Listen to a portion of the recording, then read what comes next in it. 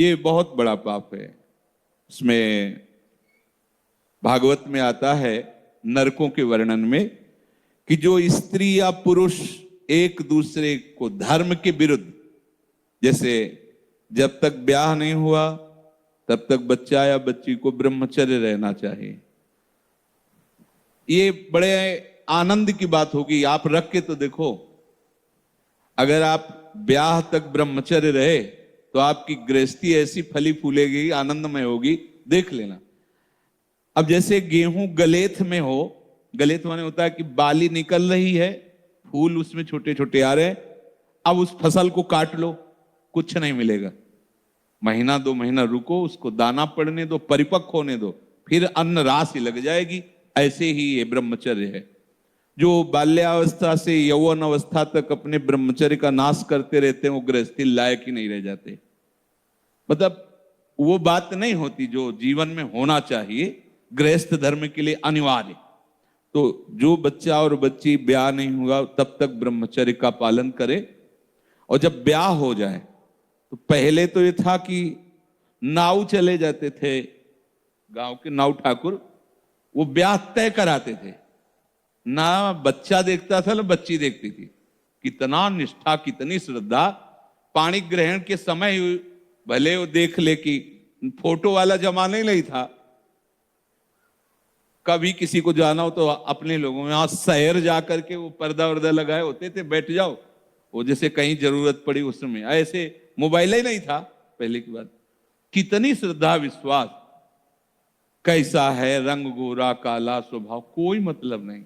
माता पिता या कोई तय करे आयो। जब पाणी ग्रहण हुआ उसी समय स्वीकार कर लिया कि आजीवन निर्वाह करना है, चाहे जैसे स्वभाव वाला हो, चाहे बड़ी पवित्रता गृहस्थी में देखी गई, बड़ी पवित्रता, बड़ा जीवन।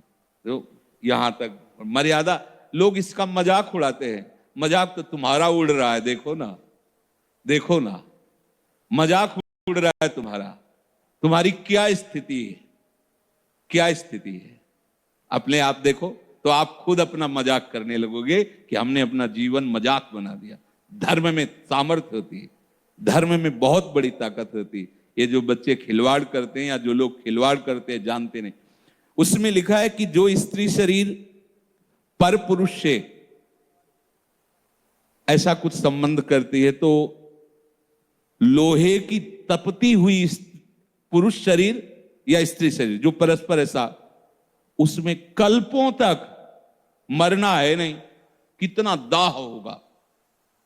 रामचरितमानस में भी लिखा है, पति वंचक परपति रति करई, रो नरक कल्प सत परई। जो अपने पति की वंचना करके, धोखा देके किसी और पुरुष के साथ ऐसा व्यवहार करती है तो बोले 100 कल्प तक रो नरक में पड़ती। ये शास्त्र झूठे नहीं, 100 कल्प तक रो।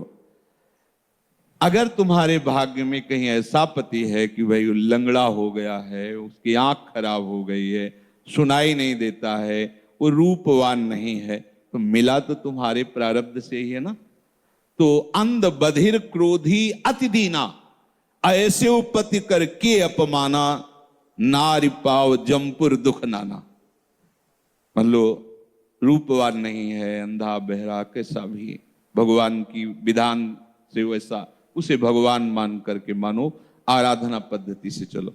अगर पुरुष अपनी पति का जो भाव स्वीकार किया है उसका त्याग करके धोखा देकर दूसरी किसी स्त्री से, ऐसा घोर नरक का अधिकारी होता है वो। अगर ऐसा, तो व्यभिचारी की बहुत बड़ी दुर्गति होती है। तो ऐसा कोई न समझे कि हम पर स्त्री गमन करके गोपाल शास्त्र नाम कर लेंगे तो पाप से बच जाएंगे। बकाया सामर्थ्य इतनी है कि अगर आप आज तक गलती हुई ऐसी, और आज से स्वीकार करो कि अबलो नशानी अबना नशो, और आप भगवान नाम कीर्तन करो, गोपाल शास्त्र नाम कीर्तन करो, तो निष्पाप हो जाओगे। वो पाप आपको भोगना नहीं पड़े। पर अगर आगे फिर कर दिया तो पीछे का ब्याज सहित जुड़ जाएगा। ये उन्हीं के लिए है, अबलो नशानी, चाहे जितना बड़ा